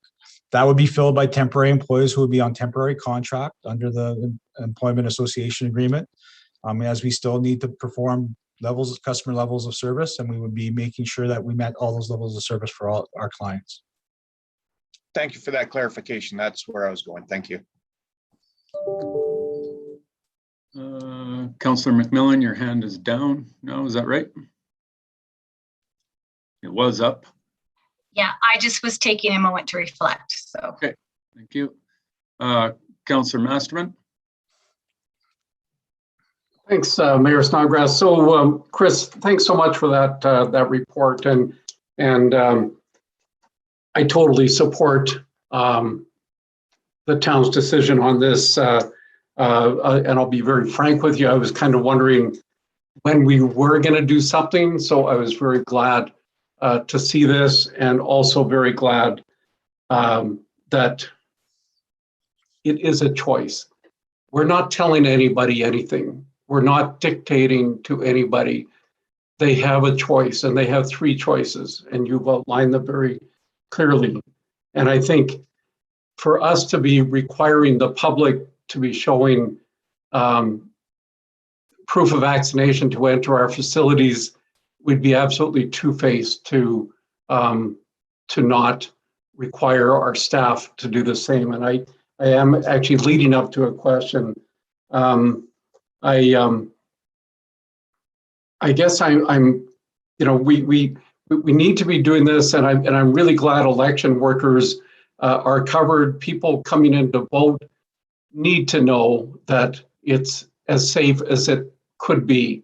And yes, you can argue until you're blue in the face, about the effectiveness of vaccines. All I know is that the medical community continues to urge people to be vaccinated. And I do know that they know way more about this than I do, or anybody else does who gets their medical degree from the University of Google. I am wondering, Chris, if a member of the public asks a staffer who was asking them if they're vaccinated, can the member of the public, what response is a member of the public going to get from a Town of High River staffer if they then ask, I am, here's my proof, are you covered? Are you double vaxxed? Yeah, thank you, Councillor Masterman. In response to that, that's really the purpose of this policy too, is to allow a consistent answer across the entire spectrum, to send a consistent message, and not have that employee be put on the spot which choice they chose. It's to say that we are doing the best we can protect our public when you come into our facilities, and it's one of those three options. And it's going to be difficult. I'm going to be frank. It's going to be difficult for anybody to get a medical exemption under the guidelines that they put out there, but it is possible. But it at the end of the day, this defends that choice of the person to disclose their personal choice of what they decide to do. Right now, as people come in asking that question, I would think that most staff would just kind of try and evade that and try and move the topic to something else. Because that's sharing and disclosing very personal information. This will send one corporate message, very clear that here's the 3 options, and make that abundantly clear that people are safe when they enter, especially specifically the rec center, because it's under the rep program. Town hall doesn't have to follow that. But if they have any interactions with any of our employees, they're going to know that they can feel safe. Yeah, and for clarity, town hall is, sorry, Bruce, town hall is listed as out of scope, I guess is what they call it, correct, Chris? Yes, it'd be deemed an essential service. Essential service, thank you. You're good, Bruce? Sorry, I kind of jumped in there before you hit mute. Yeah, sorry. Sorry, can you just explain that last bit? What do you mean it's essential service, therefore what? So if you're an essential service, you don't have to follow the rep program and you don't have to opt out of anything. So in essence, anybody that comes into town hall does not have to show proof of vaccination. Okay, but our staffers in town hall still have to comply with this if we approve this policy today? That's correct. Okay, yeah, good, thank you. Just wanted to clarify that. Councillor McMillan? Thank you, Mayor Snodgrass, and thank you, Chris. I have a couple questions just about, are we going to have, because we've received so many letters about the rep, are we also going to have a discussion about rep after this? I think that's up to council. That was not administration's intent to have the conversation about rep. I think that could be spurred on by the letters that you received and a conversation taking place by that. That's been an administrative decision to keep our facility open. And if there's further direction coming from council, that can come after this conversation about the policy. Okay, because I'd like to. Oh, yeah, sorry. Sorry, Kara. I think we'll have the rep conversation in the COVID-19 update. Okay. That's still upcoming, but absolutely okay. That's going to take place. So about this vote then, I would like to request that it is recorded, please. And I am completely against mandates. I don't feel that we have any jurisdiction over what people choose to do with their bodies. I take the COVID situation very seriously, but when I'm looking even at the health order under employees, this particular motion goes against the public health order under the out of scope employees or on a work site for the purposes of their employment. And I really know that nothing I say today will change your minds, but I need to speak as far as how Carol feels about all of this. And the fact that we have received so many people with concerns, especially when we're saying that we're following the government of Alberta advice. I think that there's been a lot of decisions made too rashly. I think because we've been under the scope of this for so long that we think it's a longer stretch of time than it actually is. Because considering that the vaccines were beginning to roll out around March, and here we are. Like I was thinking about it this morning.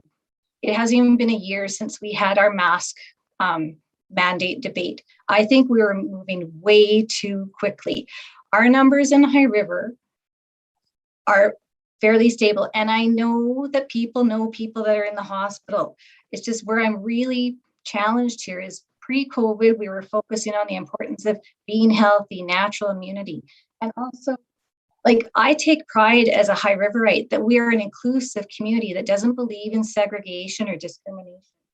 And above all, the piece that's really bothering me, we are not a private industry. We would not be sustainable without ratepayers. And that's a fact. And I know that I'm up against a brick wall here, but I just don't know how that we can be sustainable without like we're discriminating against. And I just really, I think all of our services are essential. I think all of our staff are valuable. I think once again, this comes to personal choice. And anything I've heard from staff is the majority they feel are vaccinated and protected, but I think I just will never turn away people. And when I think about volunteers for the election being turned away, they've put their name forward to do that. And it's just, I know I'm not coming out clear because I'm actually quite emotional about all of this. I think we're on the precipice of changing the fabric of our society. And you know what happened when I heard about Banff doing it?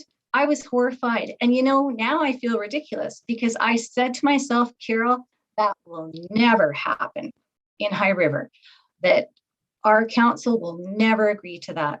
So that's where I stand. I'm absolutely against this 100%. Thank you.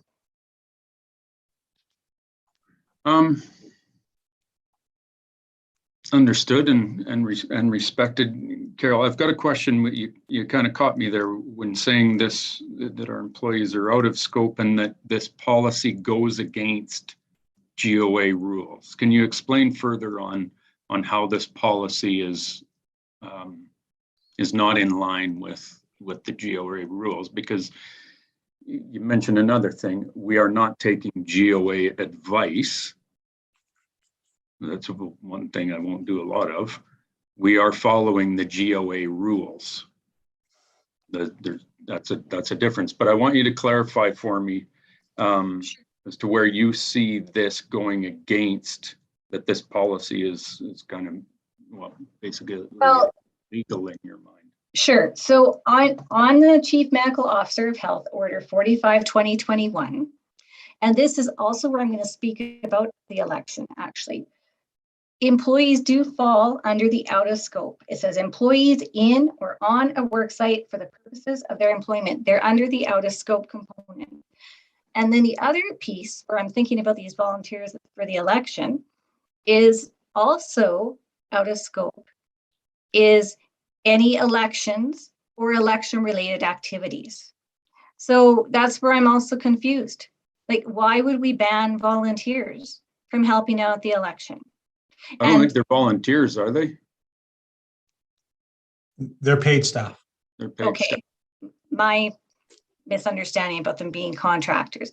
But I especially when Jody laid out all of the health and safety things that are going to be happening at the election, like, I know I won't convince. I know. I knew this coming in. I knew it would be, and I respect all of your guys' choices.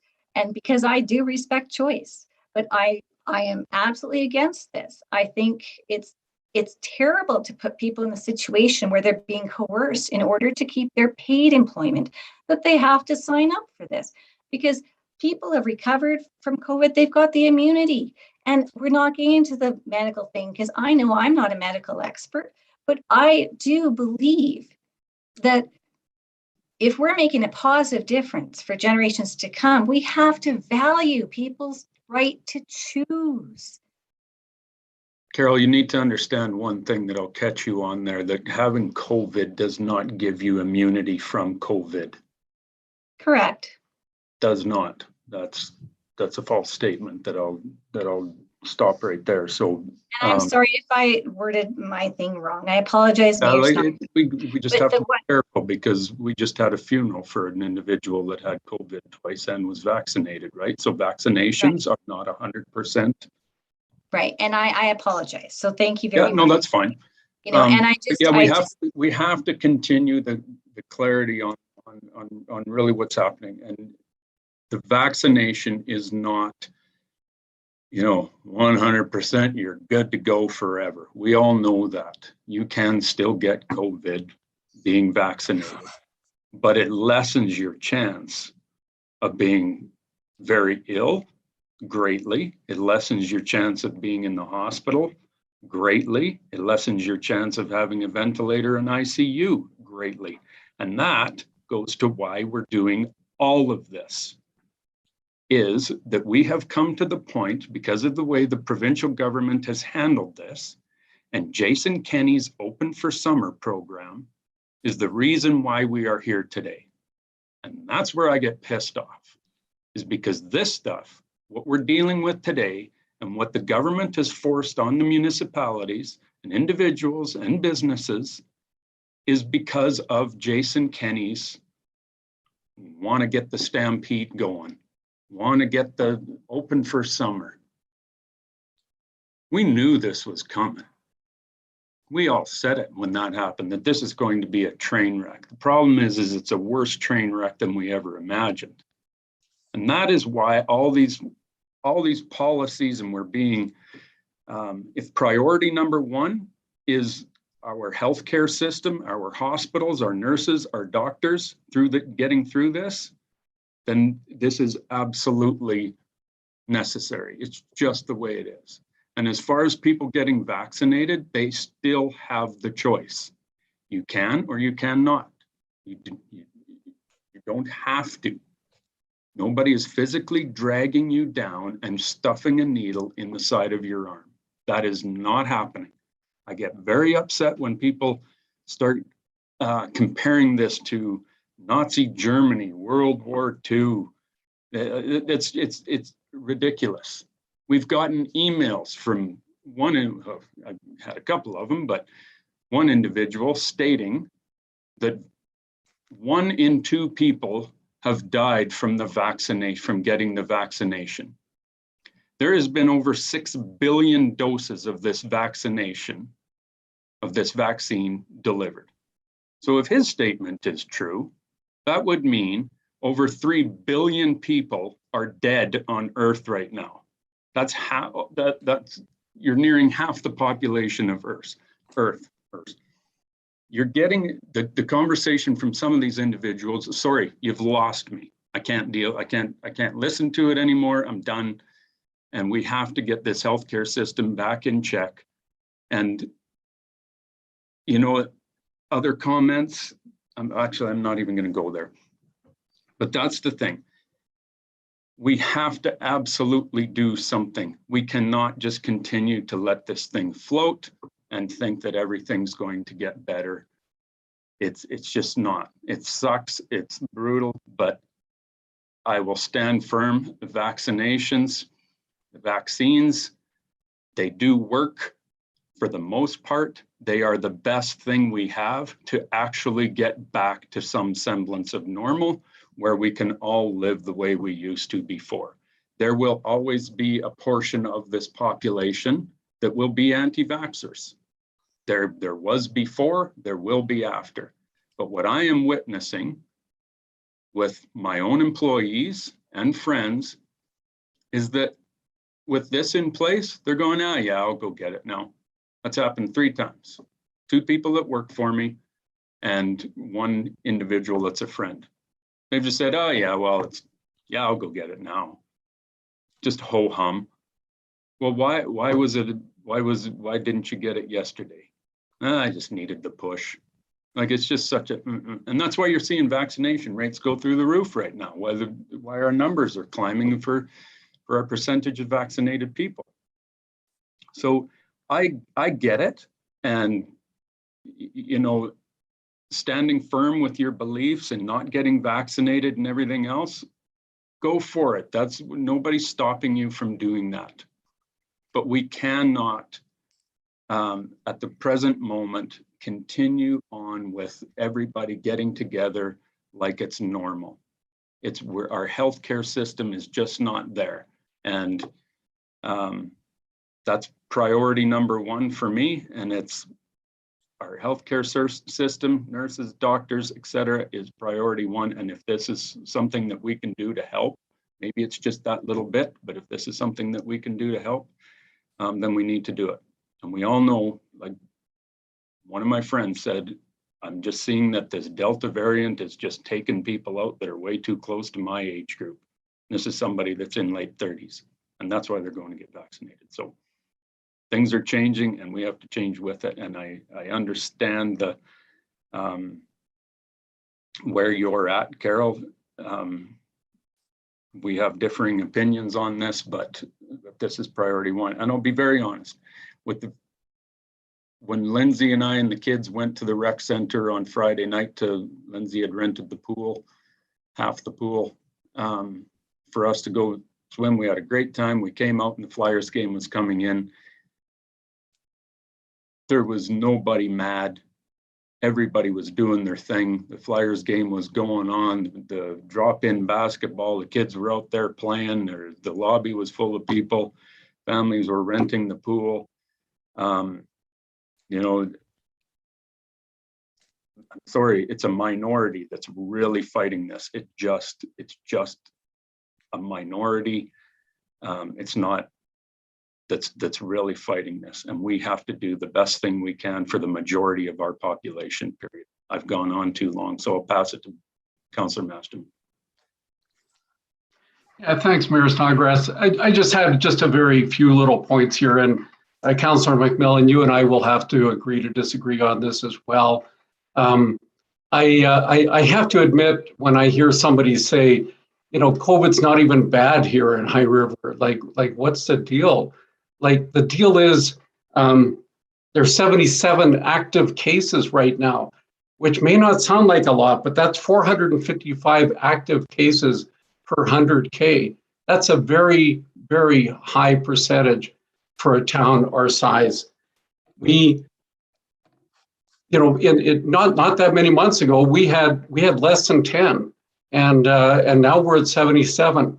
For more than a year, our death rate was 6. And now I just looked today and it's 7. That's just changed in the last few days. And you can say, well, that's not that many. You know, let's try telling the survivors of those people that's not many. Let's try telling the healthcare workers that I stand with 100%, and I stand with the majority of High Riverites 100%, because the majority are getting vaccinated. The unvaccinated are filling our ICUs. I don't have the numbers in my head, but I know they are. I've read it many places, and there's no question at all. So as the mayor said, we just there's no making everybody happy. That will not happen. But we definitely have to do what's best for the majority of High River, and that's why I'm very happy to have this, and I certainly support the measures at the Recplex as well. So I just wanted to share that. Thanks so much. Councillor McMillan. Thank you. And it's hard to speak at these things and under pressure. I want you to know, I take public health seriously. I'm also pro-vaccine. I get very tired about hearing anti-vaxxers, you know, anti-maskers. It's just the fundamental right of freedom of choice. And that's all. Any life matters. Like, there's people, the suicide rates are going up, the mental illness, every life counts. And, you know, it's just a case of, I don't feel at this level of government that we have any right to dictate what people need to do to keep their employment. Like, you're right, Mayor Snodgrass, this hasn't been handled well on the provincial level. But even when we had our mask discussion, it was agreed that that was a provincial mandate of public health to deal with. I don't think any of us are qualified to make this decision and to impede people's employment and coercion. And I understand, Mayor Snodgrass, in your world, people are like, oh yeah, whatever. In my world, no. I have yet to see anyone say, Carol, no big deal. No. So that's where I'm coming from. It's just inherently wrong to me. And I understand your guys' opinions. I respect. I just hope you understand. I'm not some, you know, the people who are against this are not anti-vaxxers. What they're very much for is freedom of choice. So let's just have this, Carol, because leave your mic on, because I'm enjoying this right now, and I think it's important to do this because I'm all in. Freedom of choice. again, nobody is being physically forced to get this vaccine put in their bodies. Nobody. So go with where and help me. This is, I want you to help me understand where this, yeah, you can't, if you don't get it, you can't access a rec center, but nobody's, you know what I mean? So if it's a vaccine freedom of choice, please help me out with that. Okay, so because we're still talking about the employee mandate, I just feel that it's, when you're saying freedom of, that people still have a choice, well, no, this policy is saying that unless you get vaccinated, you're going to be put on unpaid leave until every virus ends. Because I mean, that's the other thing we have to consider. There's going to be other viruses. But I just feel that I don't think that's fair. This is really what it comes down to. I don't find it equitable and I don't find it fair. I can see philosophically, as Chris says, that the overarching, public health guys, whatever, but it just comes down to Mayor Snodgrass that it just isn't right in my mind. Okay, so as a nurse that you are, I'm married to a nurse, and I'll say as a legally registered embalmer in this province. Personally, I had to provide proof to the Alberta Funeral Service Regulatory Board that I had my Hep B and my tetanus shots. Had to provide that, or I cannot do that job. Same as if you're a nurse, you have to provide proof, and I can't, Lindsay told me the other day which ones they were. You have to provide proof of your vaccinations for that employment. Do you think that that is wrong? Do you think that nurses and our medical professionals should not have to have Hep B, tetanus, whatever else you get, and to have that in our healthcare system? This is where I'm going, is freedom of choice. You do have the choice. And I had the choice as to whether I want to be an embalmer or not. If I want to be one, well, I got to get these shots. I got to make sure. So also you're listing career and occupational that have natural hazards to them, correct? It's about the public disclosure. I don't think it's anyone's, I think that's where the choice is. And we're getting off, you know what, Craig, because we shouldn't be discussing about my nursing background or what, like. Why not? Well, because then. I like the open conversation. Like, okay, I know we get sensitive because we're elected officials and everything, but. No, I kind of like and this this, is, it helps me understand things better, right? Okay, well, I would just say that now we have no expertise to be comparing the different medical treatments. Like, I think knowing as my background in nursing, hepatitis is very, and largely that was, you got it to protect yourself because you're in that environment. And, I don't really want to go back into like my past nursing decisions or whatever. Yeah. But I think it's just the fundamental principle of choice. And also I would have liked, with all of this, public engagement. I've appreciated the letters that are coming in, but I think it would have been really nice to have, like, I don't know, just more public engagement. But, and I thank you for the open conversation.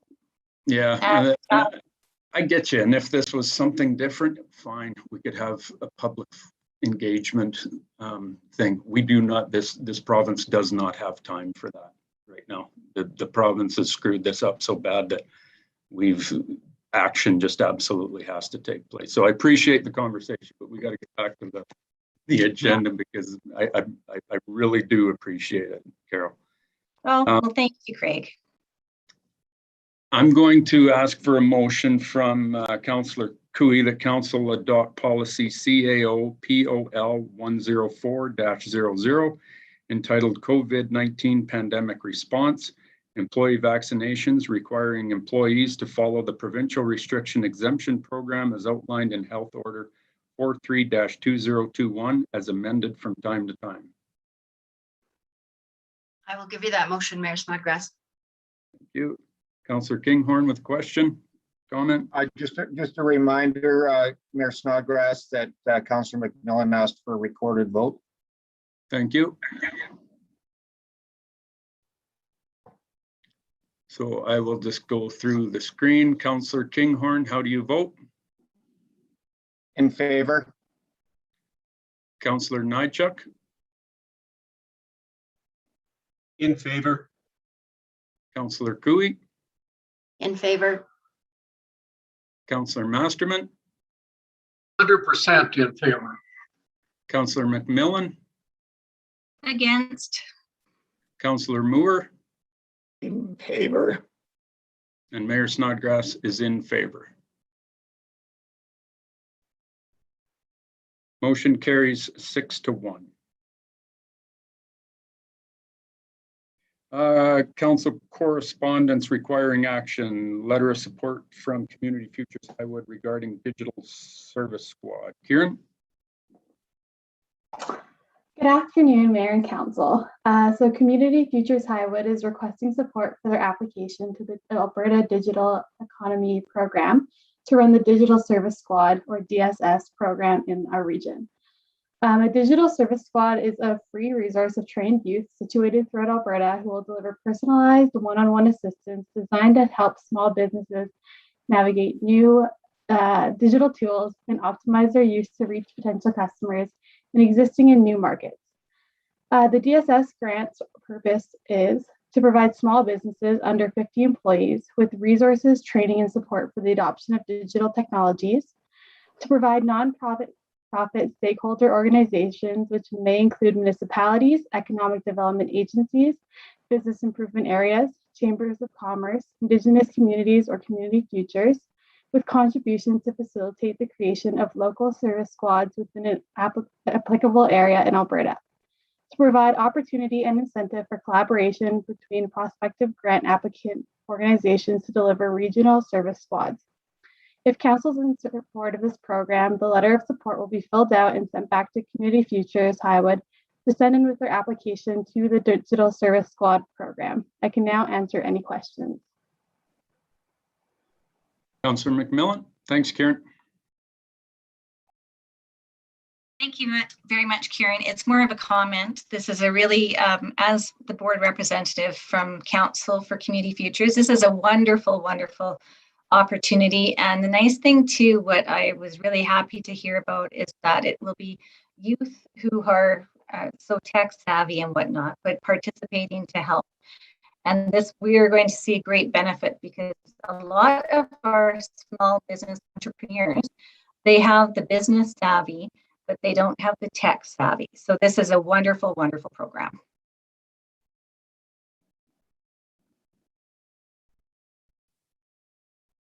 Thank you. I'll ask for a motion from Councillor McMillan that Council authorize the mayor to sign the letter of support for Community Futures Highwood. I will give you that motion. Thank you. All in favor? Carried. Item 8, just emails regarding COVID. 1, 2, 3, 4, 5, 6 of them, I understand, Jody.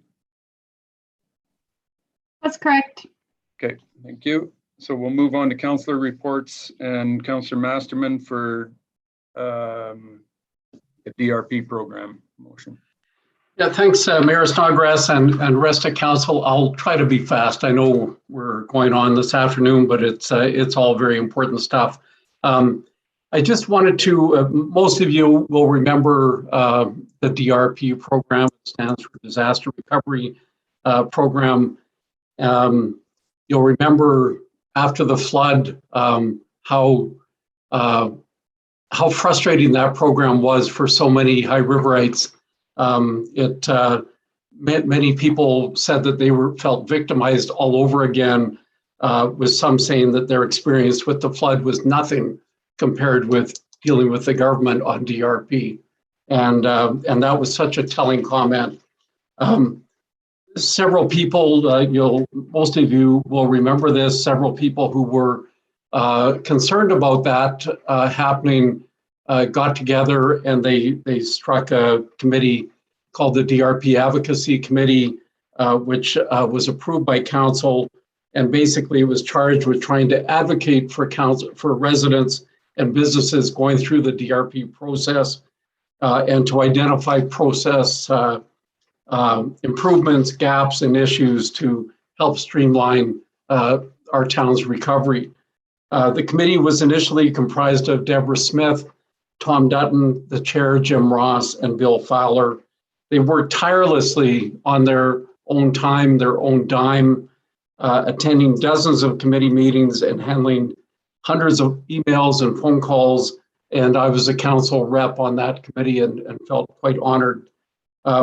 We also met many times with the top dogs of the Alberta Emergency Management Agency, several ministers of municipal affairs and premiers in an attempt to ease the burden of our residents and businesses and to try to convince the government that changes were needed in the system. Based on the committee's work, Town Council approved a motion to propose a resolution at the 2015 AUMA annual conference, proposing that the association in part urge the government of Alberta to employ external means, including consultation with municipalities, to identify and implement specific improvements to the DRP. That motion, which I believe was put at the AUMA by Councillor Don Moore, it was approved by a majority of municipalities at the conference. Shortly after that, Council voted to accept a report that the DRP Advocacy Committee had done. The report was called Finish the Job and Fix the System. It made 59 recommendations aimed at improving DRP system, not just for High River, but for all municipalities facing future disasters. Council directed that report be sent to the Alberta government. I don't mind saying I was quite shocked to learn a few months ago that the government of Alberta had quietly made several revisions to the DRP effective April 1st, like several months ago, without considering the DRP Advocacy Committee's report or consulting with any municipalities. The changes to DRP are outlined in the agenda, in the report that's included in the agenda. But the major changes include a homeowner funding limit of $500,000 per application, a one-time assistance per property, meaning that after owners receive any amount of DRP assistance once for a property, they or future owners can't get it again for that property after any disasters. There's also a cost-sharing formula whereby the GOA covers 90% of eligible disaster costs, and the applicant, which would be people or affected municipalities or businesses, would cover the remaining 10%.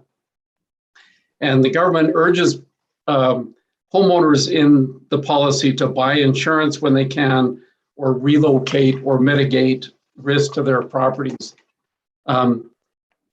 These changes were met by a small flurry of opposition, and the regional municipality of Wood Buffalo and Fort McMurray sent a letter to, they were the first to, their council was the first to pass a motion authorizing the Reeve to send a letter to, or the mayor actually, to Premier Kenney, criticizing the changes, saying that it will cost millions of dollars to his community in the event of another major fire or flooding. Of course, Wood Buffalo had almost $10 billion in damages over 5 years from both major flooding and a fire. So the letter from Wood Buffalo and the motion and the response from Municipal Affairs Minister Rick McIver, they're all in the package. I won't go over it. High River received more than $80 million in DRP funding following the 2013 flood. If another disaster of any kind were to strike High River, taxpayers would be on the hook for 10% of any DRP eligibility. In addition to, would be on the hook for 10% that we got for any municipal damage. And if that policy had been in place in 2013, High River taxpayers would have been responsible for about $9 million. I asked Jim Ross, Tom Dutton, and Bill Fowler, who represented High River residents on the committee, to share their concerns. And I'm just going to share a few of their concerns. Well, I'm going to share with you what they said. And the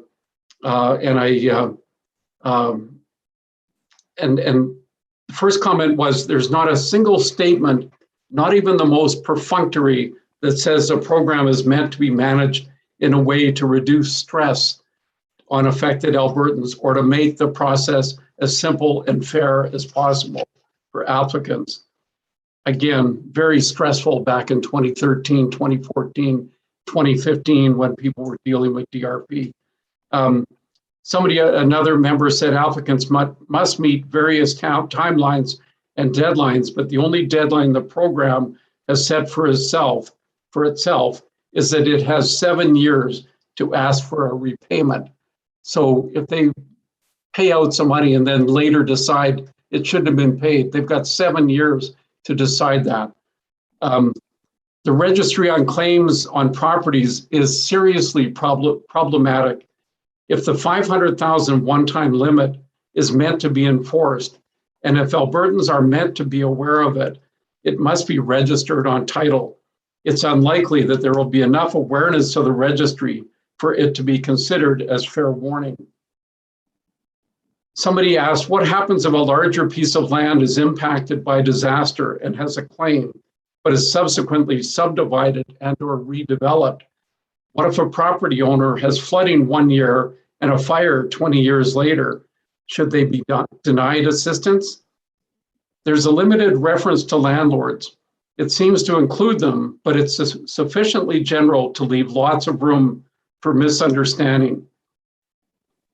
There are many unclear rules around capital gains and deadlines for fixing disaster damage in order to be eligible. The strict mold ineligibility clause doesn't seem fair. Even with quick access back to a property and prompt mitigation, mold could still be a likely and significant problem. If a vehicle is submerged in a flood, the cost to repair it isn't covered. But if it's completely washed away, like carried down to Cars Land, it's covered if it's actually privately owned, but not if it's leased. And somebody else said the GO must have a public awareness campaign focusing on the 500,000 per application limit, the 90-10 cost sharing formula, and the restriction to limit one-time cumulative assistance per property, regardless of change of ownership. This penalizes future owners of a property that has received DRP in the past. And another comment was, from a real estate perspective, it adds another burden to disclosure. If in fact the owner and or agent is even aware of past remediation and DRP funding, will the GOA be recording past remediation on titles, and will it maintain a better website for that than it does for grow ops? Because I've been told that's just an awful system of recording that. So on that note, I'm prepared to make the following motion for council's consideration.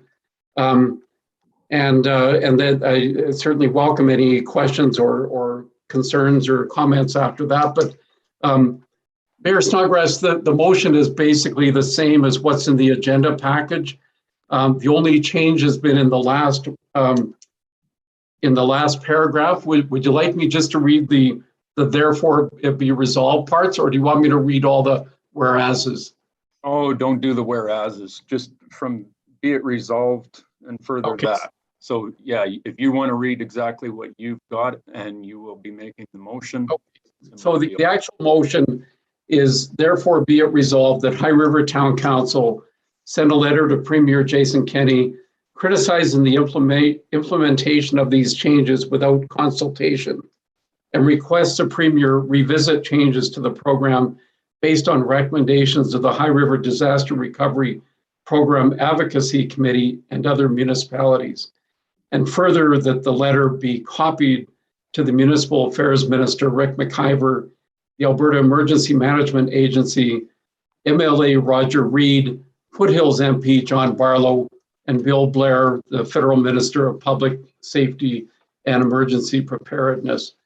And that last part was added, the federal copies on that motion, because the money actually comes from the feds and for DRP, and the province just manages it or mismanages it, however you like to look at it. So that's my motion, and I'd be happy to answer any questions or anything if I can. No, thanks for that, Bruce. And it's, it's a slap in the face to this committee and the amount of work that they went through after the flood, and the people of High River and surrounding areas that went through that and went through that hellish program. It's always been referred to as the second disaster of 2013 was the DRP program and getting through that. So it wasn't that many years ago that it was finally finished off. That like it took years for some of those cases to be resolved. And it's just arrogance, I guess, that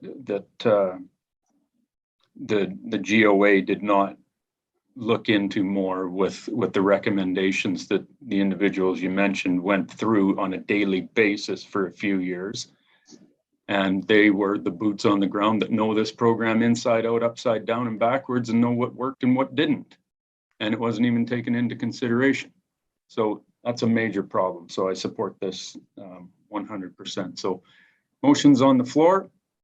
Any further comments, questions? All in favor? Motion carries. Thank you, everybody. Well done, Bruce, and to all the committee members. No further questions, comments? Meeting adjourned 5:12 p.m. Thank you very much. Have a good night.